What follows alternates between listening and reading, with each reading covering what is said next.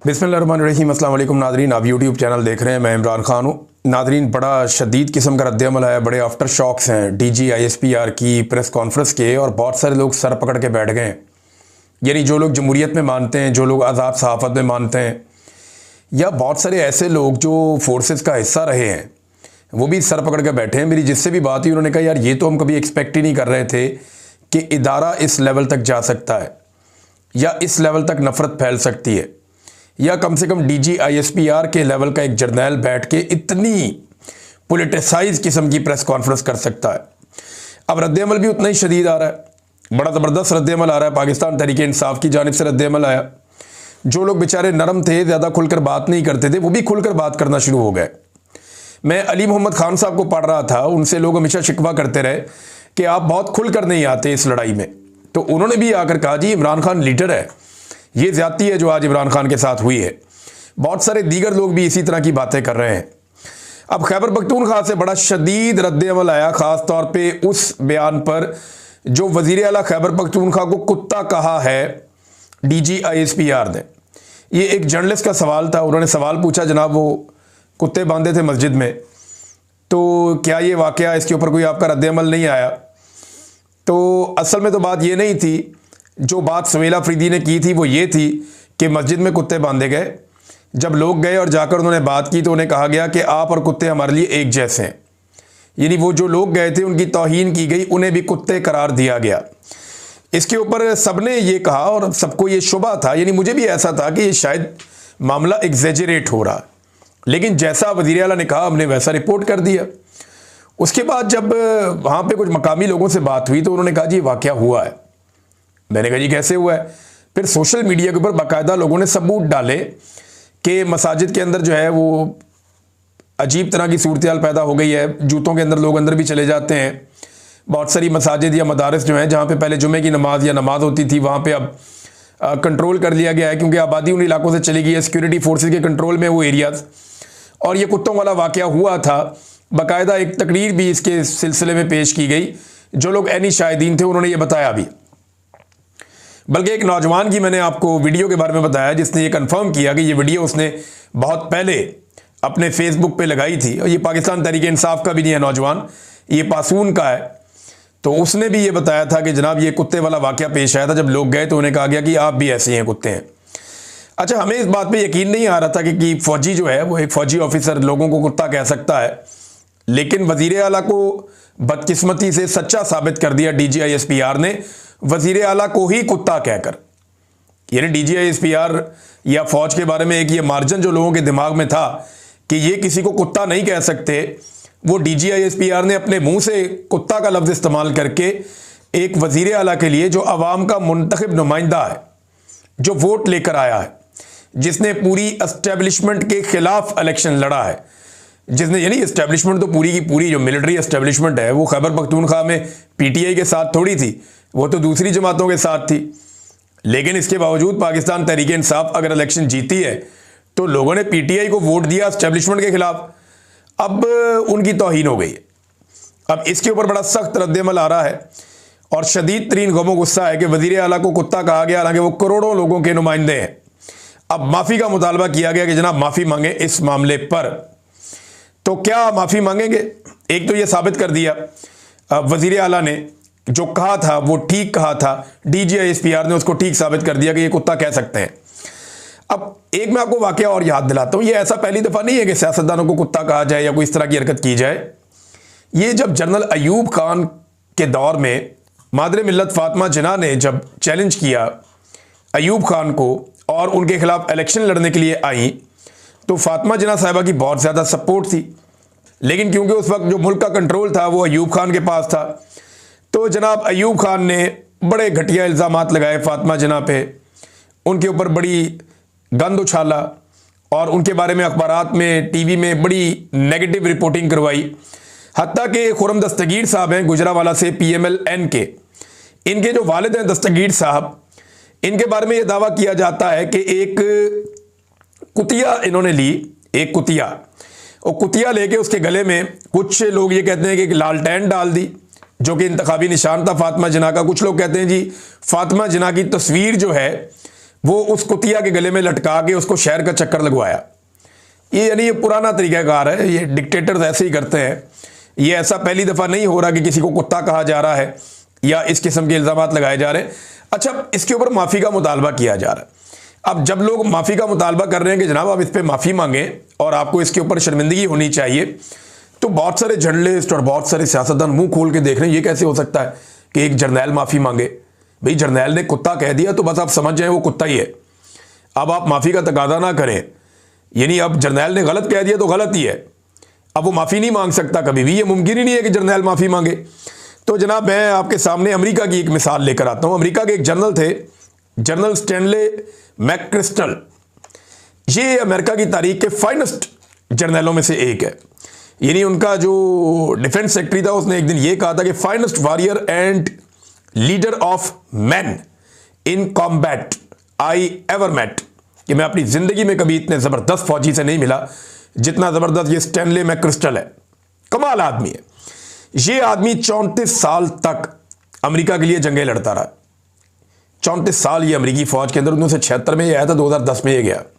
बड़ा ज़बरदस्त करियर था इस बंदे का।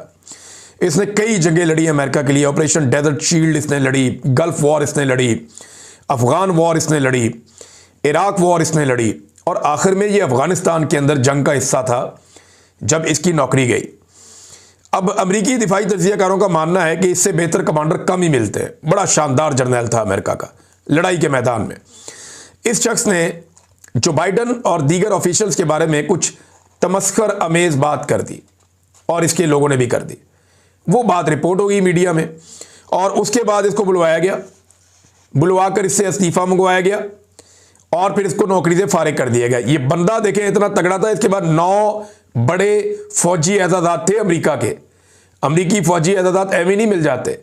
बड़े बड़े 9 फौजी एजाज़ात थे और तगड़े फौजी एजाज़ात थे इस बंदे के पास। लेकिन स्टैनले मैकक्रिस्टल को, 4 स्टार जनरल को बराक ओबामा ने बुलवाया। उसने ना सिर्फ माफ़ी मांगी तहरीरी तौर पे, माफ़ी मांगने के बाद उसको उसके ओहदे से 23 जून 2010 को मैदान जंग से बुलवा के हटा दिया गया। यह है जनाब कौम। इस तरह बना जाता है सुपर पावर, इस तरह उसूल बनाए जाते हैं मुल्क के अंदर। लेकिन यहां पाकिस्तान में जो जिसको मर्जी कुछ कह ले। उन्होंने कुत्ता कह दिया, हुकूमत बजाय इसके कि हुकूमत ये कहे कि यार ये ज्यादती है। वो एक लीडर है, आप उसको कुत्ता नहीं कह सकते। और वो एक सूबे का आईनी सरबराह है, एक सरकारी मुलाजिम 22वें ग्रेड का, वो उसको कुत्ता नहीं कह सकता। बजाय ये कहने की हुकूमत कह रही है जी हम डीजी की प्रेस कॉन्फ्रेंस के एक एक लफ्ज की हिमायत करते हैं। इससे ज्यादा बूट पॉलिश क्या होगी। यानी कहां से कहां ये लोग पाकिस्तान को लेकर आ गए। बाकी लोग भी अपना अपना रद्द-ए-अमल दे रहे हैं, लेकिन उससे पहले कायदे आज़म मोहम्मद अली जिन्ना का रद्द-ए-अमल सबसे इंपॉर्टेंट तो वो है ना। कायदे आज़म मोहम्मद अली जिन्ना का रद्द-ए-अमल। कायदे आज़म ने कहा था, do not forget that the arm forces are the servants of the people. ये मत भूलना कि मुसल्लह अफवाज लोगों के मुलाजिम हैं। You do not make national policy. आप कौम की पॉलिसी नहीं बनाते। इट इज़ वी, ये हम हैं, द सिविलियंस, आम शहरी या civilians, who decide these issues, and it is your duty to carry out these talks with which you are interested. अब आप ये देखें, कायदे आज़म मोहम्मद अली जिन्ना ने यह बात फौजियों को कही थी। उन्होंने कहा था जनाब पॉलिसी हम बनाएंगे, तुम नहीं बनाओगे। तुम अवाम के मुलाजिम हो और हम सिविलियंस हमेशा पॉलिसी बनाएंगे, तुम पॉलिसी नहीं बनाओगे। और तुम सिर्फ वही करोगे जो तुम्हें हम कहेंगे, या जो तुम्हें टास्क दिया जाएगा तुम उसके ऊपर काम करोगे। इधर जनाब तुम कुत्ता काम चल रहा है, उसको कुत्ता कह दिया, उसको ज़हनी मरीज कह दिया, उसको ये कह दिया। अब इमरान खान में और इनके अंदर ना एक फ़र्क भी है। इस फ़र्क को भी आपको जहन में रखना पड़ेगा। इमरान खान की बीवी को घटिया तरीन इद्दत वाले केस में डाला गया। इमरान खान की बीवी को जेल के अंदर बंद किया गया। इमरान खान की बहनों को सड़कों पे मारा गया, बार बार गिरफ्तार किया गया। उसके सारे ख़ानदान को बेगुनाह जेलों के अंदर डाला गया। फिर इमरान खान को जेल में पता चलता है कि उसकी बहन को बालों से पकड़ के घसीटा गया, जिसकी उम्र लगभग 70 साल है। भाई ऐसा आदमी तल्ख हो सकता है, रद्द-ए-अमल दे सकता है। आप जुल्म बंद करें ताकि वो आदमी अपना सख्त रद्द-ए-अमल ना दे। कोई भी गैरतमंद आदमी होगा, उसकी बहन के साथ, बीवी के साथ आप ये करेंगे, वो आपको रद्द-ए-अमल देगा। वो इस बुनियाद के ऊपर आसिम मुनीर को ज़हनी मरीज कहता है या अपने मौक़िफ़ को सख्त करता है कि उसके साथ ये चीज़ें हो रही हैं। उसने आपके साथ क्या जुल्म किया, या वो आपको क्या कह रहा है कि आप उसको ज़हनी मरीज करार दे रहे हैं? उसके दौर में तो पाकिस्तान 6% की रफ्तार से पाकिस्तान की मईशत आगे बढ़ रही थी, ग्रोथ हो रही थी। उसके बाद आप अब तक नहीं कर पाए जब से वो गया। उसने 16 अरब डॉलर से ज़ायद के ज़र मुबादला के ज़खायर रखे हुए थे कौमी ख़जाने में। आपके 14 अरब डॉलर में से 12.5 अरब डॉलर तो आपने बाकी मुल्कों के लेकर रखे हुए हैं। आपके पास तो ज़र मुबादला के ज़खायर भी नहीं हैं। उसके दौर में बेरोज़गारी इतनी नहीं थी, कोरोना होने के बावजूद आपने वो भी रिकॉर्ड तोड़ दिए। उसके दौर में महंगाई इतनी नहीं थी, बदतरीन हालात के बावजूद आपने तो वो भी रिकॉर्ड तोड़ दिए। पाकिस्तान छोड़ छोड़ के पाकिस्तानी बाहर भाग रहे हैं, और IMF की रिपोर्ट बता रही है कि करप्शन के अंदर आपने इंतहा कर दी है। और एक और ग्लोबल रिपोर्ट आई है जो ये बता रही है कि बैड गवर्नेंस में भी आपने झंडे गाड़ दिए, आप सारी दुनिया से आगे निकल गए हैं। उस आदमी को आप ज़हनी मरीज कह रहे हैं जो आपसे बहुत अच्छा परफॉर्म कर रहा था, और आप 3 साल में टके का परफॉर्म नहीं कर सके, और आप कह रहे हैं वो जो जेल में है वो ज़हनी मरीज है। भाई उसके ऊपर आपने कौन सा जुल्म है जो नहीं किया? अच्छा, इसमें ना एक अब फैसला कर लिया गया है, और ये फैसला सामने भी आ गया, लेकिन पहले बैरिस्टर गौर का जो एक रद्द-ए-अमल है वो भी देख लें। बैरिस्टर गौर का सबसे नरम रद्द-ए-अमल होता है। उन्होंने बड़े अफसोस का इजहार किया। ये वो आदमी है जो चाहता है हमेशा से कि कोई रास्ता निकले, कोई रास्ता निकले, कोई इधर से रास्ता निकला है, कोई इधर से रास्ता निकला है। मेरी एक दफ़ा बैरिस्टर गौर साहब से जब मुलाकात हो रही थी तो मुझे भी यही बात कह रहे थे कि ये जो बदअतमादी पैदा हो चुकी है एस्टेब्लिशमेंट में और PTI में, मैं चाहता हूँ ये बदअतमादी ख़त्म हो ताकि मामला आगे बढ़े, कोई साफ़ और शफाफ इलेक्शन हो पाकिस्तान में, और पाकिस्तान इस दलदल से निकले। वो इस तरह पॉजिटिव सोच का आदमी है। उन्होंने कहा जी मैं हमेशा से उम्मीद करता आया हूँ कि तनाव कम और ताल्लुकात में बेहतरी आए। आज ISPR की प्रेस कॉन्फ्रेंस से मुझे मायूसी हुई। मुल्क का दिफा अहम है। PTI का बयानिया कभी मुल्क दुश्मन ना है ना होगा। रियासती इदारे और सियासी लोग एक दूसरे को ज़हनी मरीज कहें या ख़तरा समझें तो ये अफसोसनाक है। पाकिस्तान भी हमारा और फ़ौज भी हमारी है। हमने इसका अमली मुज़ाहरा किया और करेंगे। ये वक्त है कि सब एक दूसरे को तस्लीम करें, जगह दें और एतमाद के फुकदान को ख़त्म करें। मैं तमाम जमहूरियत पसंद कुव्वतों से अपील करता हूँ कि तनाव को कम करने में किरदार अदा करें। मैं अपील करता हूँ कि कुछ नॉन स्टेक होल्डर्स का तर्ज अमल PTI और इदारों के दरमियान तनाव का सबब नहीं बनना चाहिए। बानी PTI और बुशरा बीबी जेल में हैं। इनसे मुलाकातों की इजाज़त हो तो हम बेहतरी की तरफ चले जाएंगे। मुल्क तनाव और इंतशार का मुतहम्मिल नहीं हो सकता। बात उन्होंने फिर अकल वाली की है बैरिस्टर गौर ने कि तनाव ख़त्म करें, इमरान खान साहब के ऊपर पाबंदियाँ बंद करें, अदालत के ऊपर दबाव डालना बंद करें, इंसाफ और कानून होने दें, इमरान खान को जेल से बाहर आने दें, जो जुल्म और ज़्यादती है उसका सिलसिला ख़त्म किया जाए, पाकिस्तान को एक नए इलेक्शन की तरफ लेकर जाएं ताकि पाकिस्तान फड़े और फूले। इस मुल्क में बहुत पोटेंशियल है, बहुत पोटेंशियल है, लेकिन जो इस मुल्क के साथ हो रहा है गुज़िश्ता 3.5 साल में लगातार हमारा पोटेंशियल हमारे लिए नुकसानदेह बनता जा रहा है। यानी जब आप पोटेंशियल को इस्तेमाल नहीं करेंगे तो क्या होगा? लोग पाकिस्तान छोड़ छोड़ कर जाएंगे, दुनिया फ़ायदा उठाएगी, पाकिस्तान नहीं उठाएगा। ये हो रहा है। अब नाज़रीन, अलीमा खानम ने और बाकी लोगों ने कहा जी मुलाकातें हमारी बंद कर दी गई हैं, और हुकूमत ने अनाउंस किया है, बाकायदा DGSPR की बात से भी यही तासर मिलता है कि इमरान खान साहब की अब मुलाकातें नहीं करवाई जाएंगी। ये मुलाकातें कैसे बंद करवाई जा सकती हैं? ये बैनुल-अक़वामी लॉज हैं, कुछ रूल्स हैं, उनको वायलेट कैसे किया जा सकता है? अभी हाल ही में 1 महीने के लिए इमरान खान साहब की मुलाकातें बंद कर दी गई थी। अब आइंदा दोबारा इमरान खान साहब की मुलाकातें बंद कर दी जाएंगी। मेरे पास जो इतला है उसके मुताबिक 2 बड़े कारनामे पाकिस्तान की मिलिट्री एस्टेब्लिशमेंट करने जा रही है, जिसकी बुनियाद के ऊपर इमरान खान साहब की मुलाकातों में शायद मज़ीद पाबंदी लगाई जाए। नंबर 1, अफगानिस्तान के साथ एक बड़ी जंग पाकिस्तान शुरू करने जा रहा है, जिसके इमरान खान साहब मुखालिफ हैं, और वो फिर बयानिया इमरान खान साहब का चलता है, दूसरी तरफ चलता नहीं है। और दूसरा जो है वो गज़ा के अंदर फोर्सेस भेजने का मामला, क्योंकि डोनाल्ड ट्रंप ने भी कहा है कि अगले मरहले पे अब काम शुरू होने वाला है। अब जब गज़ा में फ़लस्तीनियों को गैर मुसल्लह करने के लिए इस्लामिक फोर्सेस जाएंगी तो उसमें पाकिस्तानी फ़ौज भी होगी, इस पर रद्द-ए-अमल भी आएगा। तो इन मामलात के लिए वो चाहते हैं कि जी इमरान खान साहब को कुछ अरसे के लिए दोबारा से आइसोलेट किया जाए। लेकिन इमरान खान साहब की बहनें कह रही हैं जी हम तो आएंगे, हम तो हर जगह पर आएंगे, हम आकर पूरी कोशिश करेंगे इमरान खान साहब से मुलाकात करने की। फिर अलीमा खानम ने कहा कि नौरीन न्याजी पर होने वाले जुल्म का जब इमरान खान को बताया तो उन्होंने कहा यह सब आसिम मुनीर के कहने पर किया गया, मुझे या मेरी फैमिली को कुछ हुआ तो जिम्मेदार आसिम मुनीर होगा। ये बात सियासी नहीं है। आसिम मुनीर गवर्नमेंट का मुलाजिम है, उस पर बात करना सियासी कैसे हो गया? ये बात उन्होंने की। उन्होंने कहा जी सरकारी मुलाजिम है, उस पर बात करना सियासत कहाँ से आ गया? ये तो सियासत नहीं है, हम सरकारी मुलाजिम पे बात कर रहे हैं। दूसरा, आसिम मुनीर साहब के बारे में एक बड़ी इंटरेस्टिंग जो है वो राणा सनाउल्लाह साहब ने इंकशाफ किया। राणा सनाउल्लाह साहब ये कहते हैं जनाब कि अब नई तरमीम में उम्र की हद ही ख़त्म कर दी है हमने। आसिम मुनीर साहब अगर 20 साल मजीद चाहें तो वो आर्मी चीफ रह सकते हैं, बस हर 5 साल के बाद उन्हें एक एक्सटेंशन लेनी होगी और दोबारा एक्सटेंशन लेकर वो 70 या 75 साल के हो जाएं तो तब भी वो आर्मी चीफ रह सकते हैं। ये नदीम मलिक साहब के प्रोग्राम में राणा सनाउल्लाह साहब ने ये कहा है। अब अंदाज़ा कर लें कि किस किस्म का बंदोबस्त कर दिया गया है। अब जो जवाब आएगा पाकिस्तान तहरीक इंसाफ का या कुत्ता कहने वाले मामले पे, वज़ीर आला खैबर पख्तूनख्वा का ये 7 दिसंबर को एक जलसा करने जा रहे हैं पेशावर में। इस जलसे के हवाले से उन्होंने एक वीडियो पैगाम भी जारी किया है।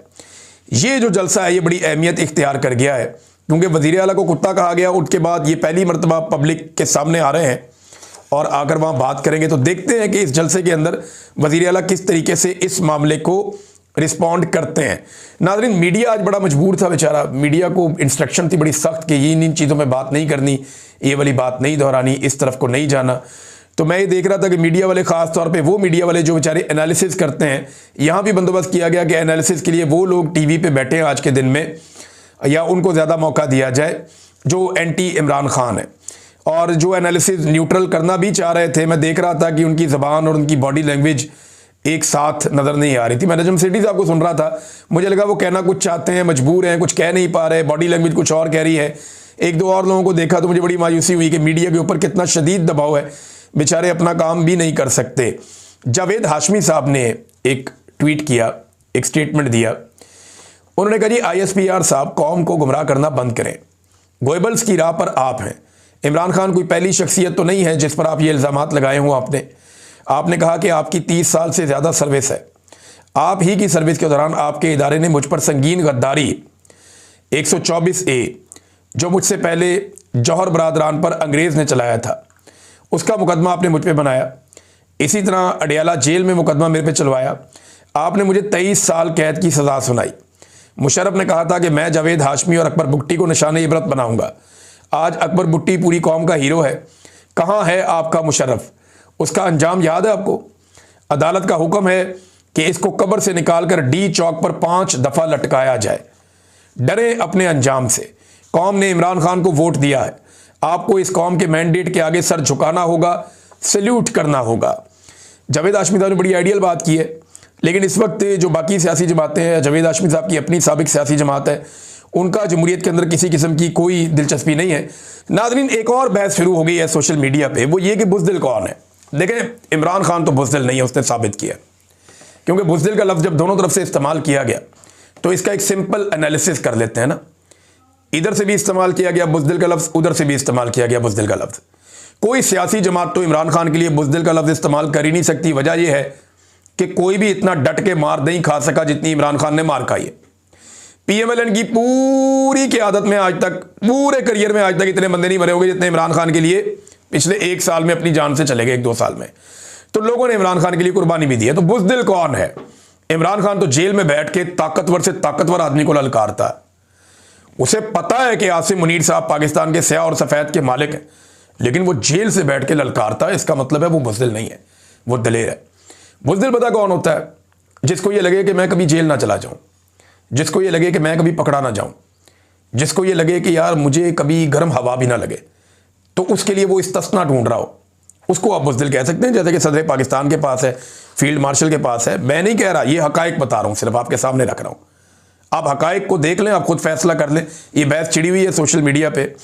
नादरीन, मुझे चमन और उसके आसपास के बहुत सारे जो इलाके हैं कबायली बलूचिस्तान में, वहाँ से गुज़िश्ता 1 हफ्तों से हमें ये रिपोर्ट आ रही थी कि बड़े हथियार शिफ्ट किए जा रहे हैं बॉर्डर की जानिब। यानी जो पाकिस्तान और अफ़गानिस्तान की एक सरहद है, वहाँ पे बड़े हथियार जो है वो शिफ्ट किए जा रहे हैं। बहुत सारी गाड़ियाँ, हथियार, बहुत सारा साजो सामान, गोलाबारी का सामान, वो सारा बॉर्डर की तरफ जा रहा है, बलूचिस्तान के बॉर्डर के साथ साथ। ये हथियार पहुँचाए जा रहे थे गुज़िश्ता 1 हफ्ते से। और पहली झड़प हुई है, बहुत बड़ी झड़प हुई है रात को 1 से 1.5 घंटा बड़ी ज़बरदस्त हैवी हथियारों से फायरिंग हुई है दोनों तरफ से गुज़िश्ता रात 1 से 1.5 घंटे तक। शेरावक रोड है उस तरफ अफ़गानिस्तान वाली साइड पे, वहाँ बहुत बड़े पैमाने पे हिजरत हुई है। लोग बहुत बड़ी तादाद में निकल के अपने इलाके छोड़कर वहाँ से हिजरत कर गए, नकल मकानी कर गए। इसी तरह जो पाकिस्तान वाली साइड है, यहाँ से भी बहुत बड़े पैमाने पर लोग निकले और अपने घर बार छोड़ के बॉर्डर से दूर वाले इलाकों की तरफ चले गए हैं। तो ये एक नई जंग का आगाज़ होने जा रहा है, बज़ाहिर ऐसे दिखाई देता है। और रात को जो फायरिंग हुई है वो बड़ी खौफनाक थी। उसके कुछ मनाजिर मैंने देखे भी हैं, जो मकामी लोग हैं जिन्होंने वो मनाजिर बनाए, जो वीडियोज़ उन्होंने बनाई वो मुझे भिजवाई दोनों तरफ के लोगों ने, वो बड़े खौफनाक मनाजिर हैं। बड़ी शदीद फायरिंग, नुकसान का अभी तक पता नहीं चला कि किसका कितना नुकसान हुआ है। ये तो अब दोनों तरफ से खबरें आएंगी तो पता चलेगा, लेकिन बड़ी खौफनाक फायरिंग है जो दोनों तरफ से हुई है रात को। नाज़रीन, एक और अफसोसनाक खबर ये है कि ईमान मज़ारी साहिबा और हादी अली चट्टा साहब, ये दोनों बड़े शानदार लोग हैं। ये लोगों के लिए काम करते हैं, ह्यूमन राइट्स के लिए काम करते हैं, आवाज़ उठाते हैं सबके लिए। अब इनके खिलाफ जो है वो एक फ़ैसला कायम कर दिया गया। ईमान मज़ारी और हादी अली चट्टा के खिलाफ चलने वाला बेबुनियाद मुकदमे का गैर कानूनी फ़ैसला इस मुल्क की तारीख में एक स्याह तरीन धब्बा तो होगा, लेकिन ये हर एक को बगैर जुर्म सज़ा देने की नज़ीर कायम करेगा। ये मरियम नवाज़ खान साहबा कह रही हैं, सीनियर जर्नलिस्ट हैं और कोर्ट्स को कवर करती हैं। वो कहती हैं 2 नामवर वकला को महज इस बुनियाद पर ज़बरदस्ती की सज़ा देना कि वो ताकतवर हलकों को नागवार गुजरते हैं और उनका महकूमों की आवाज़ बनना हाइब्रिड निज़ाम की पॉलिसियों के ख़िलाफ़ है। मुस्तकबिल में किसी भी शख्स, चाहे इसका ताल्लुक किसी भी मकतबा फ़िक्र से हो, अदालतों में ज़बरदस्ती घसीटने का एक जवाज़ बन जाएगा। हर मजलूम की आवाज़ बनने वाली ईमान मज़ारी और हादी अली चट्टा अकेले नहीं हैं। इस मुल्क की हर आज़ाद आवाज़ इनके साथ खड़ी होगी और ये लोग, बाकी भी लोग जेलों में ही जाएंगे, क्योंकि बारी बारी सबकी बारी। मैं आपको कहता रहूँ, ये मैं वकीलों को बता रहा हूँ, ये ईमान मज़ारी को और हादी अली चट्टा को नहीं उठाया। एक एक वकील कान सुन के, एक एक वकील कान खोल के मेरी बात सुन ले। ये आग आपके दरवाजे तक आएगी। मेरी बात आप लिख कर रख लें। आप जब हक के साथ, सच के साथ खड़े होंगे, आपको इस तरह की फस्तायत और जुल्म का सामना करना पड़ेगा, क्योंकि ये मिसाल कायम की जा रही है। बहरहाल, सबसे पहले इस्लामाबाद बार ने हड़ताल का ऐलान कर दिया इस फैसले के खिलाफ। अब देखते हैं क्या होता है। अब तक के लिए इतना ही। अपना ख्याल रखिएगा, अपने इस चैनल का भी। अल्लाह हाफ़िज़।